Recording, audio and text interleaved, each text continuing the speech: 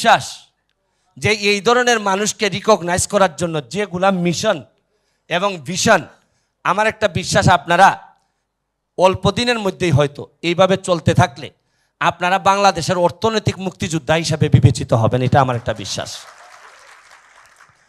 গতকালকে আমার একজন পিডি গেলেন আমার এলাকায়, আমি আপনারা জানেন যে একটা ময়লা এমপি হওয়ার এক সপ্তাহের মধ্যে একটা ময়লা নদীতে ডুব দিছিলাম।